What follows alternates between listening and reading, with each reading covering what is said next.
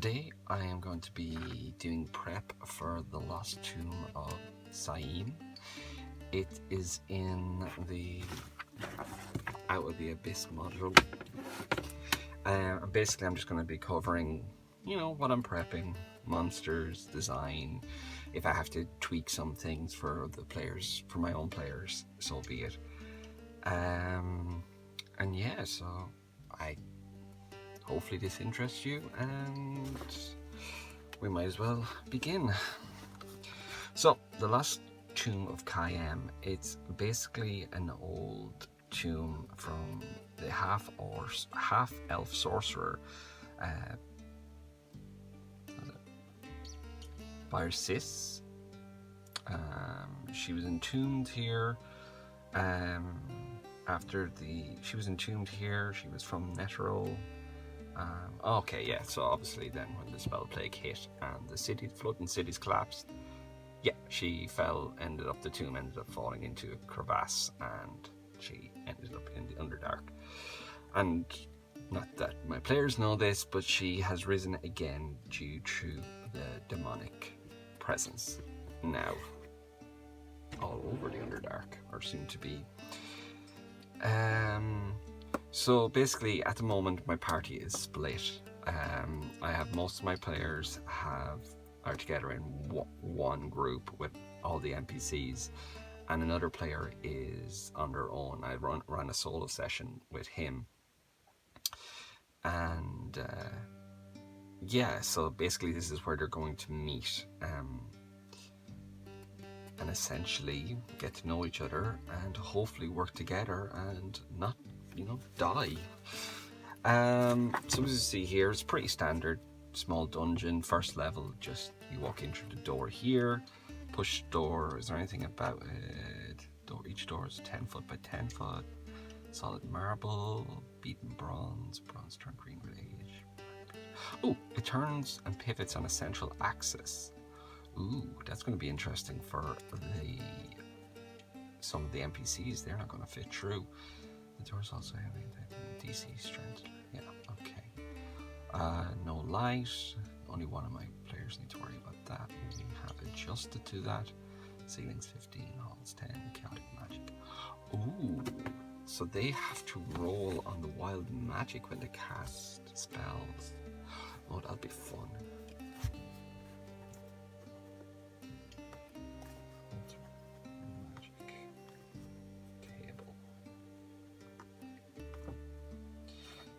Smiley face, because that's always fun when you add a little chaos into things. Entrance room's fine. It's 3 by 3. Down the stairs, room 2. Check this room is relatively recent. Okay, so they might get a heads up then that something's been happening. So let me see this. Room 1. Is there anything? Diorama. So history check. To see if they know who it is. It's pretty obscure, so let's say 12 to figure out that it's Netherese.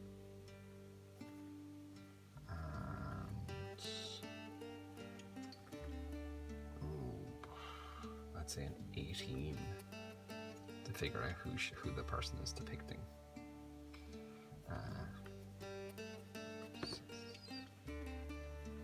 Awesome. And it's just a staircase leading down 20 feet to landing. Set in the back is an Netherese calendar stone. Okay, yeah. Beyond this landing is the staircase room descent. Okay, nothing there. Shrine, room 2. Stairs down to the shrine, shreds, tears, frenzies in the wall, space, damage room. Yeah, okay, fine. It's easy enough. So basically nothing here apart from just to give them a slight indication of where to go. Room 3.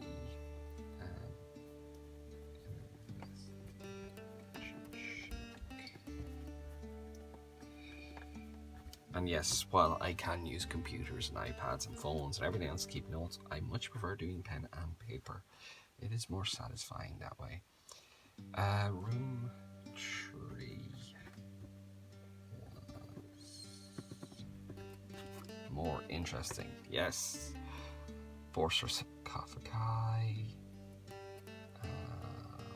Forcer answers and command specters. I'm touches okay.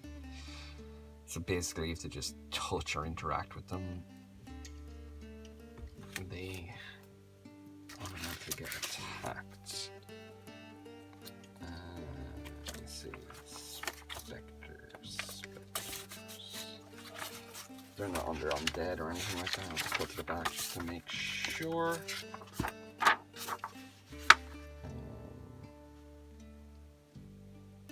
Spectre 279.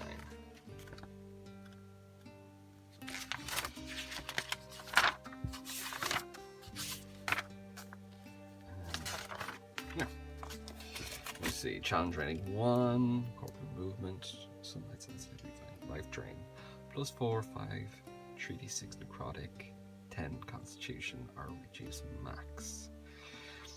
Ooh, a lot of resistances and immunities. Oh, that's gonna make it. Acid, cold, fire, lightning, thunder, bludgeon, piercing, non-magical attacks. As far as I know, no one has a magic weapon, so be half damage. Still, it's only 22 points and there's 4 of them. And with the NPCs, yeah, maybe weaken a couple of them, but it shouldn't be a hit. And reduction lasts until the creature finishes a long rest. Target dice reduced the maximum to 0. Okay, so this is how I normally prep. I will have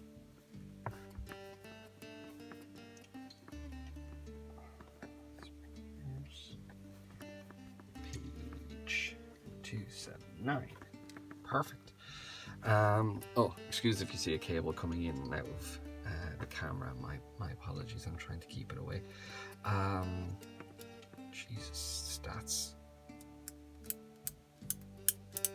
Yeah, they're immune to a lot of stuff, so I will have to actually have this open. Normally, if there's not too much to worry about, I will just write their AC, which in this case is 12. The hit points 22. I would copy their things there, but actually with the amount of resistances and immunities, I'm actually going to have the page open for this. Is there anything else? Understands all languages in life but can't speak. Okay, so they can't really be reasoned with, or at least players don't know the dark vision, passive perception. So yeah, it's just done on touch. Now, to give them a surprise round, I suppose it will have to depend on how the players handle it. If they just walk in and take no precautions, then yes, Spectres get a surprise round. I'm a little concerned. My players are level 3, so I'm a little concerned. It's not that difficult, a Constitution saving throw, but none of my players have. None of them are very tanky. I don't think any of them have Constitution as a saving throw. So, but oh well, we'll see. One in particular, Hoffy. She, I think she might have a minus to her Constitution. So it's around a 50-50 chance anyway. Yeah, so normally I would just write their AC, their hit points, and if there was something special they could do, and then obviously their attack, which is +4, 3d6 necrotic.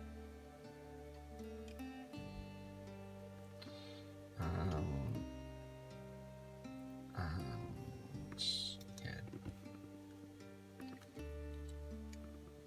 it's a DC 10 Save. By 4. Okay. Well, that'll be a fun little introduction to them. Anything else worth noting here? Any treasures? Requires thing. Well, if they're in, you have to do that in combat. Yes. Other than that, they should be fine. Character inspecting. Yeah, because for strength checks for pushing open things and things like that, unless they're in combat, I don't make them do it, because I just say, yeah, it takes 2 or 3, but you eventually get it open. Because, you know, it's always fun to roll, but at the same time, they're not going to fail it. They're eventually going to open it, so what's the point in rolling? DC 15 perception check. Now sarcophagus is built on a hidden stone roller. Ooh. Well, that's fun. It also means, although I think their passive perception, yeah, even with their passive perception, they will notice it. One of my players has passive perception is 16, so they will notice. That's fine. If no one else asked beforehand. It just reveals each sarcophagus contains modified remains tattered. Okay. So just more pointing to where they're from. Anything else? Oh! There are 4 different things. 2 gold bracelets worth 50. Ceremonial wand doesn't do anything, but it's worth 25. Onyx ring worth 50. Silver necklace, 3 gems, worth 250. And what is an oar? I'm guessing it's some sort of a jug. I love the archaic English they use. It's worth 25. So basically, there's sort of a few things they can barter with. And I'm sure, like a lot of DMs out there, I tend to just tell them what things are worth because, you know, 5e, they don't really have a thing about that, so why not? It saves them there. Yeah, cool. The sensor. They might have fun with that, actually, if they think about it. Especially with all the mushrooms around, they might try and start burning stuff. Yeah. Anyway, let me see. Room 4 is the false tomb. So what happens in the false tomb? Okay, the jars, organs belonging to the sorcerer. Middle of the room, stone sarcophagus, lid sarcophagus incredibly heavy, but it's made lighter by an ancient spell. Ooh. Successful DC 10 check, but I'll just inform them that it is much lighter than they expected it, with the size of a life-size statue. A Bersis. Bersis? I never know. Sculptured and painted to make it appear that she is sleeping comfortably. The statue is affixed to the inside with sovereign glue. There is no treasure to be found. Opening a there's a magic mount. You have disturbed the tomb of Isis of Khaem. Or cursed are you, most miserable of creatures. Nice. Ooh, DC. Oh, that's fun. So sorry, I meant to write that. Treasure. Room 4. Trap. It's a trap. DC 15 charisma. Nice. And if anyone's not in the room, I might lower that down then to maybe a 10 or a 12, depending on where they are. Because I think it's fun. And, you know, this is the best thing about it. Because I'll increase the treasure if I need to be as well.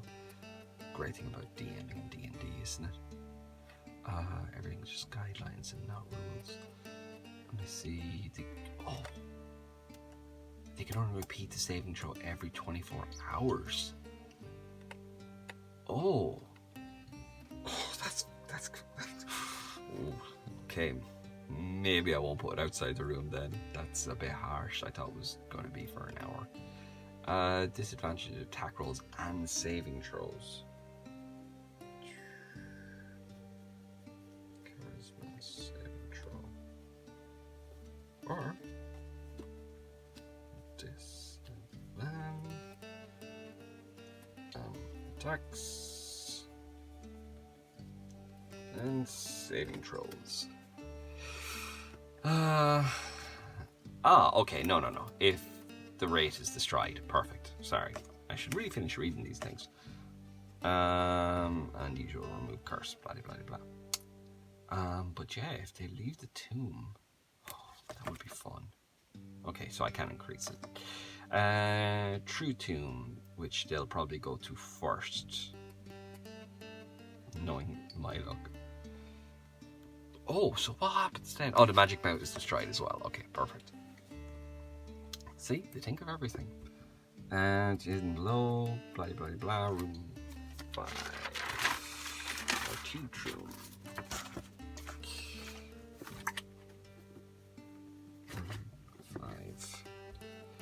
5. Good sarcophagus. Invisible stone chest rests at the foot. Chest becomes visible within an anti-magic field. Can't imagine that's going to come up. Successful dispel magic. That might also ends invisibility. DC 19. Ooh. Has arisen as a murderous raid bound to her tomb until she can steal enough life force to leave it. She rises from within scraps and attacks some creature entrance chamber. She gloats about.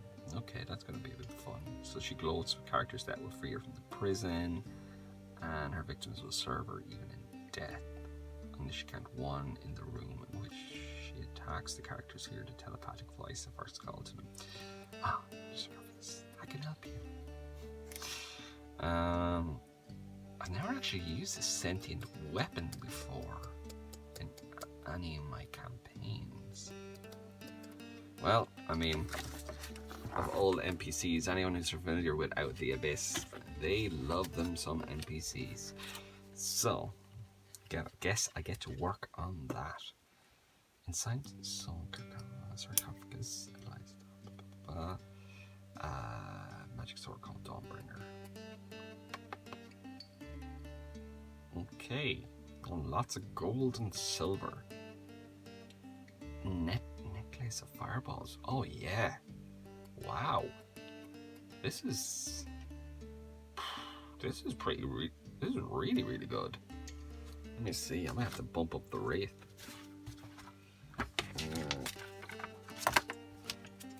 Sphinx. Troll.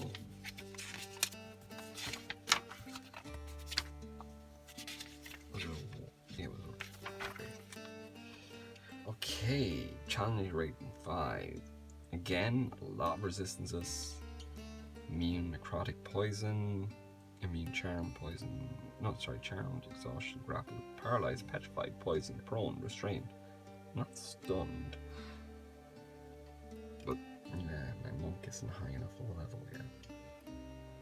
Corporeal movements, sunlight sensitivity. Okay, life drain, +6 to attack. 48 +3, DC 14. Oh. The raid targets a humanoid within 10 feet of that has been dead for no longer than 1 minute and died violently, which they would have. The target spirits rise in a spectre in the space of its corpse runs near, so the spectre is under. Okay. I could have no more than 7. So, if they send their NPCs in first, 67 hit points. At the moment, I think they're averaging. Okay, this could last a couple of rounds. Depends how they play it, really.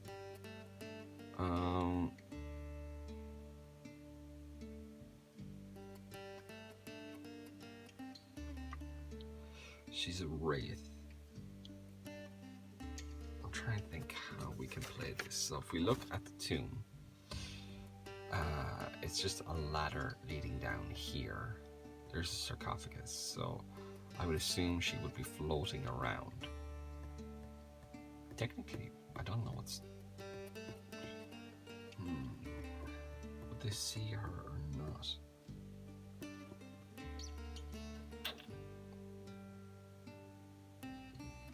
Maybe. Might, if they look down and try to check beforehand, I'll get them to roll a perception check, and if it's significantly high, like north of 15, then they will see her floating around. Other than that, I will say she would get a surprise attack on the very first person to come down this ladder, because they will have her back. They would have their back to it unless they jump down, which, you know, they might. It's not, as far as I know, it's not too high, is it? A hole in the floor, and it's 15 feet. 10 to 15 feet.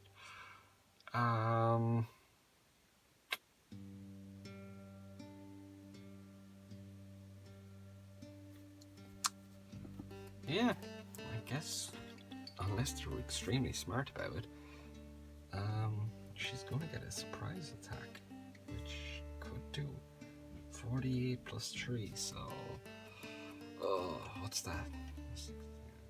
18 points of damage.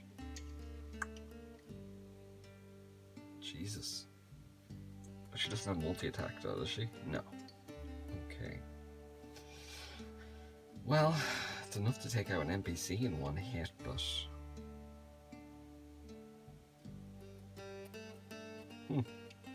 Decisions. We'll see how they roll. But as I said, the treasure is a lot. Like, necklace of fireballs.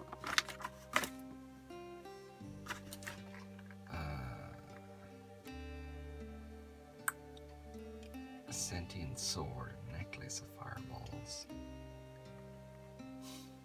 And the sword is... I'm guessing it's here. And... magic items. Dawnbringer. That's not... There would be a gilded longsword. Which I don't know.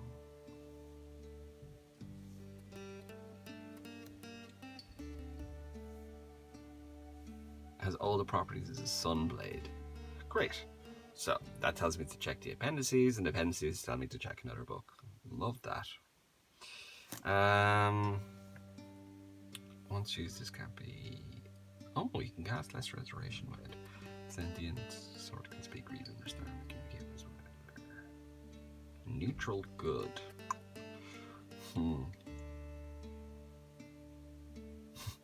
Curious who's going to take it. Might have some issues. So let's check out the Dungeon Master Guide. I have that up here just to see the stats on it.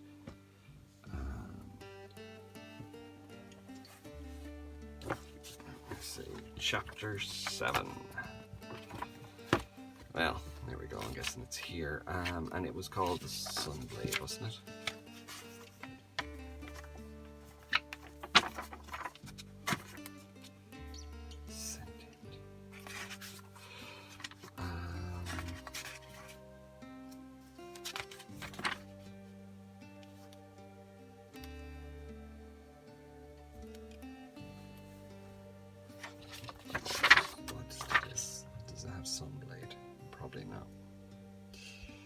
I don't think I'm lucky enough.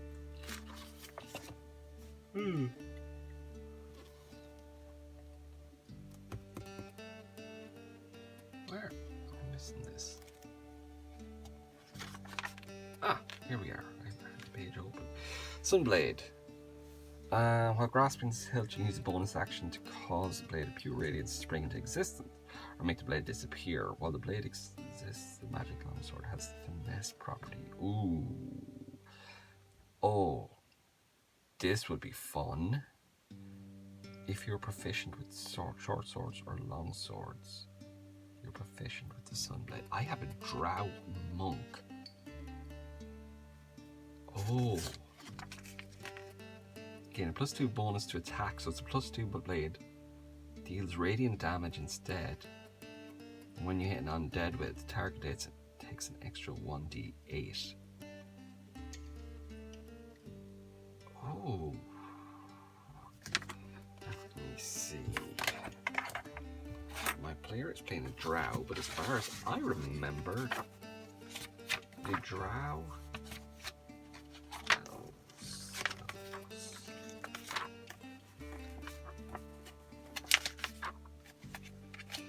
Drow.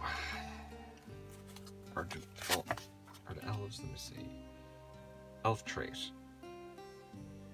Keen senses, for ancestry, trance language. No, it's high elves that get it. You have proficiency with rapiers, short swords, and hand crossbows. Okay, okay.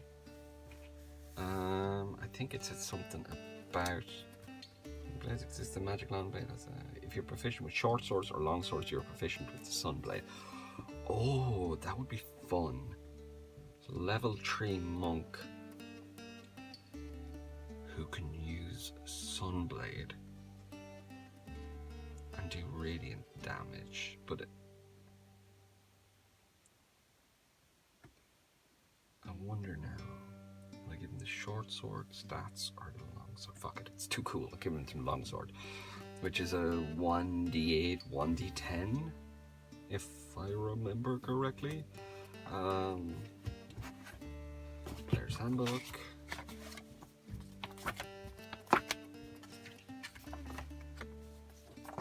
Weapons. Let me see. Short sword, 1d6 piercing. Long sword, 1d8 slashing, but a 1d10 if you two-handed, which, let's face it, he would. So that'd be a 1d8 plus his dex plus 2. I think his dex maybe like a 3 or a 4. So a 1d10 plus 5, we'll say. So it'll be a... Wow. Yeah. Yeah, that's pretty cool. That's pretty cool. And they also have a ranger, but he has blades already. And he's lawful evil, so I'm not sure if Dawnbringer...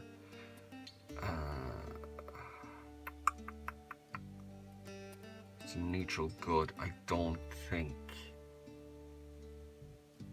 Yeah, requires attunement by a creature of non-evil alignment. Yeah, cool. Okay, so he won't be able to take it. By the way, yeah, I know I skip up and down, back and forth. I should be really pointing to what I'm looking at. It makes it easier.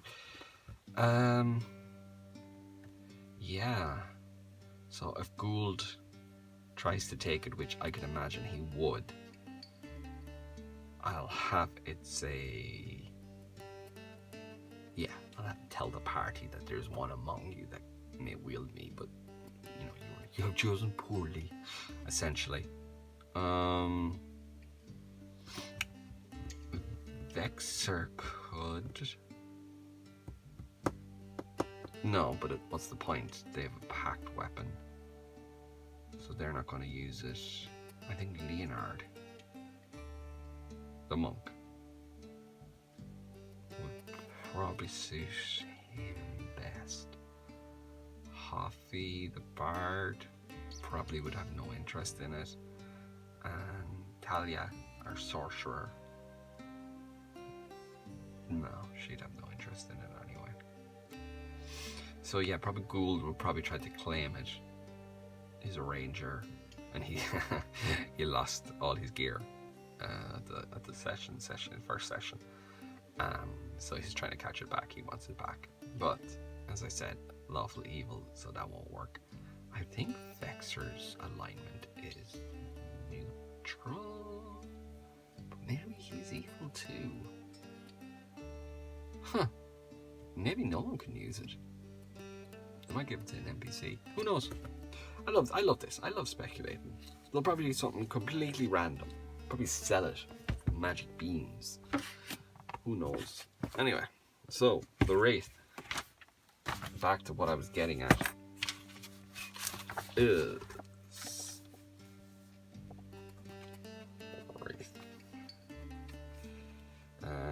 That's a page 302, which I'll have to check.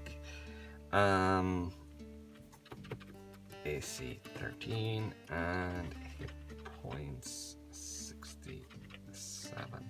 I'm not going to increase that because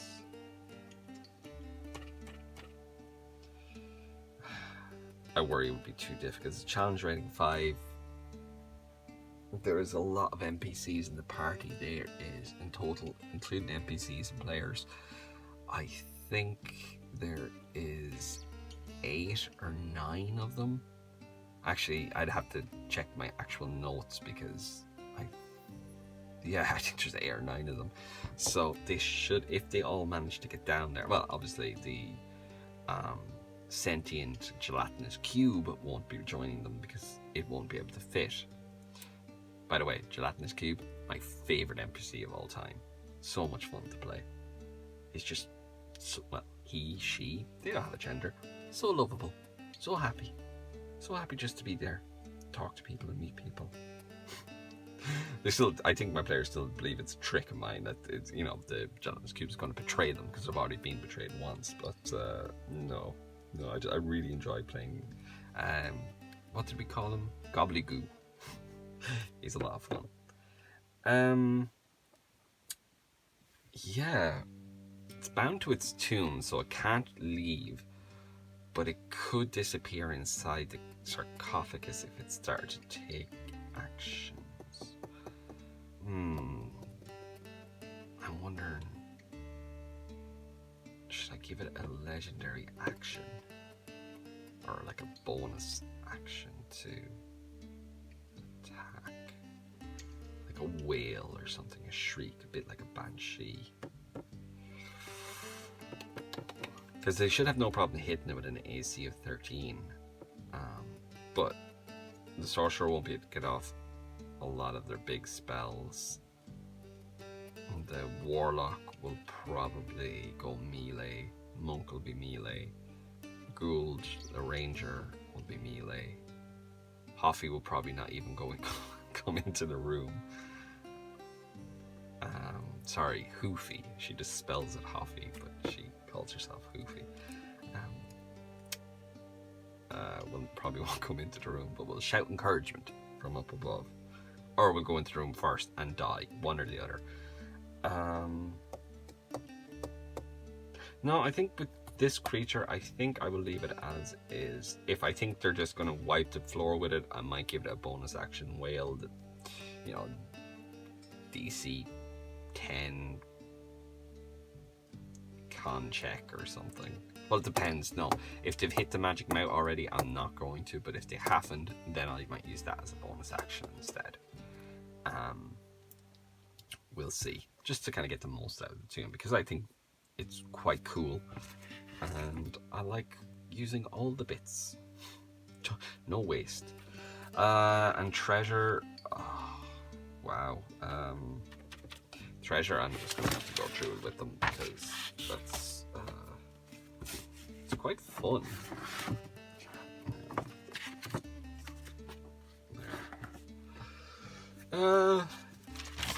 Yeah, so that's basically how I do to take my notes. I go through each room, I have a look at it, I have a look at the stats of the monsters they're going to fight, I have a look at the treasure, see if it is up to par. It's pretty, I won't say hardcore or meat grindery, but I'm not pulling punches with this. I'm not taking any of the stuff that I know is too hard, too difficult out. I'm kind of playing it as it is so far, and so far they've lost some NPCs. One of my players, Leonard, has nearly died twice or 3 times at this stage. They have no healers in the party, which is something they're a little worried about. Oh, there goes some of my pencil. But at the same time, it's fun. It's fun. They're kind of like, it's just like one big dungeon crawl, but in a good way, because I give them lots of breaks and lots of rests, and you know, oh look, you found a mushroom. Oh look, this mushroom heals you. Wow, that's awesome. But at the same time, it's like, oh, you found a mushroom. Oh, this mushroom poisons the shit out of you. But now they have a ranger. The ranger's the new addition. So they should be able to help them out in that area. So far, they've had the NPCs were able to help to a certain degree, but again, as NPCs, they're just there unless called upon. I try not to use them. One of my big things is that I don't like DM PCs, essentially. I don't think DM should have their own character in the game. That's, if you like it, cool, go for it. But just for me personally, and if you do have one in the game, if you have multiple DMs running the same campaign, that's cool. But if you are the DM at the time and you have a PC in the game, then all they should do is their most basic attacks, and they don't speak unless spoken to. Yeah, well, again, as I said, just me. Other people, they like it. Cool, good for them. Yeah, it's a pity. The last one, the Oozing Temple, was a lot of fun, and I regret not prepping that on video, because that was an absolute blast to run, because they did all the right things and all the wrong things, all nearly at the same time. The party was all over the place. It was really cool. But this fella here now became an NPC, and as I said earlier on, Gelatinous Cubes was really happy and really just wants to be around people and hang out and stuff like that. You know the type of person I'm on about. So much fun to play, especially when it's so dark and, well, literally dark because you're in the Underdark, but you know, everything is, they're being chased, you know, they're fighting for survival, they don't know if they're going to have food the next day or in a couple of days' time, you can't relax, you know, there's a lot of tension, there's a lot of pressure, so just having something fun, not quite comic relief style, but just, you know, like a little ray of sunshine, essentially, it's fun. So yes, there I will leave it. I have other things I like to do as well. Sometimes, you know, I have this box here, so I like to take little bits out of it. So if I'm making an actual scene, there's not a whole lot of furniture going on in these rooms, so I don't know if I'll actually need it or not. You can see, even there you can see that, yeah, I did really well. I painted one thing and never came back to it. Also as well, I have my, I'll open this up here. I have my dungeon tile box. So I'll probably go through this later on and pick out a few, because as I said, it's not very big. So I'll just pick out a few there, but maybe I'll record that next time. But for now, I will leave it. Well, thanks for listening. Have fun.